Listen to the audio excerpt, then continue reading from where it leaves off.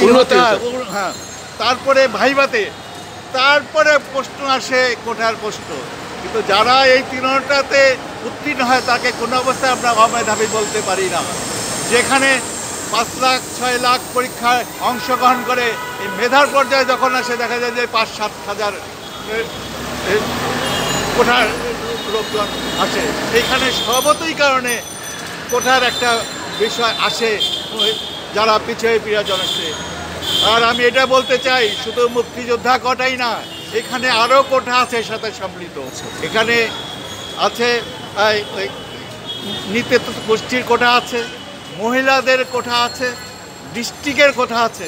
আমি মনে করি বাংলাদেশের প্রত্যেকটা নাগরিক ডিস্ট্রিক্টের কোঠার আওতায় কোঠাভোগী, কোঠার স্বার্থ ভোগ করছে।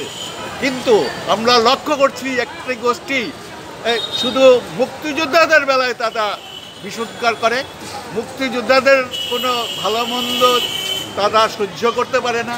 এবং তারই প্রতিফলন আমরা দেখতে পাই কোটা আন্দোলনের মাধ্যমে।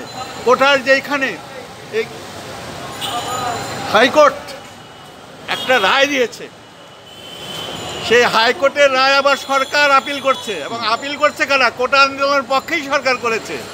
সেইখানে যে অ্যাপিলেট ডিভিশন এটাকে স্থগিত করছে। এর অর্থ কি? এর অর্থ এটা এখন সব কোঠাই স্থগিত আছে। যেইখানে কোঠা স্থগিত আছে, রায়ের অপেক্ষা আছে, তারা আবল তাবল বলছে, নানা কথা বলছে, যেটা কোনো অবস্থাতেই একজন শিক্ষিত মানুষের বা একজন মেধাবীর এর মুখের কথা হতে পারে না। আচ্ছা, আমরা এর অবসান চাই। আচ্ছা, এর মাঝে আমার আরেকটি প্রশ্ন আছে। যেহেতু আপনি ঢাকা জেলায় আপনি যুদ্ধ করেছেন রণাঙ্গনে, আপনি বীর মুক্তিযোদ্ধা এবং আপনার অনেক অভিজ্ঞতা, যেহেতু সরাসরি রণাঙ্গনের মুক্তিযোদ্ধা, আর মুক্তিযোদ্ধারা হলো জাতির শ্রেষ্ঠ সন্তান। আমরা এর আগে জাতীয় প্রেস ক্লাবে মুক্তিযোদ্ধা মন্ত্রী একসময় বলেছিলেন যে ভুয়া মুক্তিযোদ্ধা প্রায় 25,000-এর ঊর্ধ্বে আছে। এরকম ভুয়া মুক্তিযোদ্ধাদের সম্বন্ধে আপনার কোনো মন্তব্য থাকলে বলতে পারেন, আর আপনার নাম পরিচয়টা আরেকবার বলুন। আমার নাম বীর মুক্তিযোদ্ধা শফিকুল ইসলাম গোলাপ, ঢাকা সিটির একজন মুক্তিযোদ্ধা, সবুজবাগ থানা কমান্ডার, এক সহকারী কমান্ডার। আমি যারা অমুক্তিযোদ্ধা তাদের সম্বন্ধে যদি বলতে যাই তাহলে পেছনে কিছু হিস্ট্রি বলতে হবে, যে ভুয়া মুক্তিযোদ্ধা কখন থেকে সৃষ্টি হলো এবং কেন হলো এবং কারা হইল। আমরা মুক্তিযোদ্ধারা সত্যিকার অর্থে যদি এটা তথ্য দিতে যাই তাহলে মাত্র 92,000 মুক্তিযোদ্ধা আমরা ইন্ডিয়াতে ট্রেনিং গেছি, মাত্র 92,000।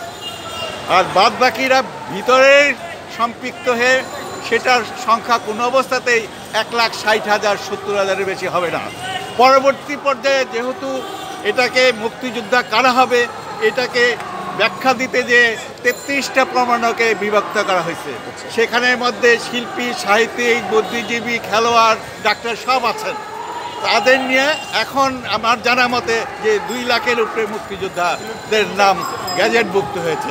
তবে সেই ক্ষেত্রে ভুয়ার যে প্রশ্নটা আসছে, এখানে আমাদের দেশের মধ্যে দেখা গেছে যে সর্বসময়ই দেখা গেছে কিছু সুবিধাবাদী লোক এখানে ছিল এবং আছে, যারা সবসময় নিজের ব্যক্তির স্বার্থের জন্য বিভিন্ন জায়গায় বিভিন্নভাবে ইনক্লুড হয়। এবং সেই ক্ষেত্রে আমি মনে করি যে একমাত্র আমাদের শিক্ষিত ক্রিমিনাল যারা তারাই প্রথম ভুয়া হয়েছে। সেটা আমি কীভাবে বলবো, যে যখন নাকি বঙ্গবন্ধু কন্যা মুক্তিযোদ্ধাদের বিভিন্ন ফ্যাসিলিটি দেওয়া শুরু করলো, চাকরির ক্ষেত্রে বিভিন্ন সুবিধা দেওয়া, তখনই তারা এই ভুয়ার আশ্রয় নিয়েছেন। সবশেষে আরেকটি প্রশ্ন আছে, সেটি হলো অনেকেই মুক্তিযোদ্ধা করেছেন, তারা সার্টিফিকেট পাননি, কিন্তু অনেকেই মারা গেছেন। এখন পর্যন্ত তাদের সন্তানরাও আছে, ওই সময় যাদের বয়স 10 বছর 12 বছর, তারাও মুক্তিযোদ্ধা, তারা মুক্তিযুদ্ধে সহযোগিতা করেছে, অনেক যোগাযোগ করেছে, তারা সমস্ত রিস্ক নিচ্ছে, তারাও সার্টিফিকেট পায়নি। এই প্রসঙ্গে আপনার মতামত থাকলে কিছু বলতে পারেন। এই প্রসঙ্গে আমি একটা বলবো, যেহেতু 72-এর পরে বঙ্গবন্ধুকে 75-এ হত্যা করা হয়েছে, তারপরে মুক্তিযোদ্ধাদের পরিচয়ই দিতে পারে নাই। তখন মুক্তিযোদ্ধাদের কোনো অস্তিত্ব ছিল না। তখন যদি এই যাচাই বাছাইটা হইতো তাহলে এটা 100% এটা হওয়ার একটা সম্ভাবনা ছিল, স্বচ্ছতা থাকার। কিন্তু এর মধ্যে দেখা গেছে যে মুক্তিযুদ্ধ বিরোধী শক্তি এই দেশে 25 বছর রুলিং করেছে। মিটিং করতে যায় তারা তাদের গোষ্ঠী রাজনৈতিক বিভিন্ন ছত্রছায়া তাদের লোক ঢুকেছে, সেক্ষেত্রে যারা অনেক ভুয়া মুক্তিযুদ্ধ হয়েছে। আর যারা প্রকৃতি মুক্তিযোদ্ধা নাম লেখাইতে পারে না, সেক্ষেত্রে আমার জানা মতো আমার বন্ধু বান্ধব এখনও 2-4 জন আছে প্রকৃতি মুক্তিযোদ্ধা যারা লিপিবদ্ধ হতে পারে না। তারা অনেকে আছে, বিদেশে আছে, কিন্তু ওইখান থেকে আসা তারা এগুলো বিভিন্ন সময় করতে পারে না। আর একটা জিনিস আমি মনে করি যে আমাদের মুক্তিযুদ্ধে সবাই জানে যে সাধারণ মানুষ এবং বেশি অংশগ্রহণ করেছিল, এটার পার্সেন্টেজ 80%-এর বেশি। তারা শিক্ষার দিক দিয়ে আগে ছিল না, পিছিয়ে পড়া লোক ছিল। অর্থাৎ তারা আর যে উদ্যোগ নিয়ে যে নিজেদের নামটাকে লিপিবদ্ধ করতে হবে, আমি পাই বা না পাই ইতিহাসে নাম লিপিবদ্ধ করবো, এই চেতনাটা তাদের মধ্যে হাত করে নাই।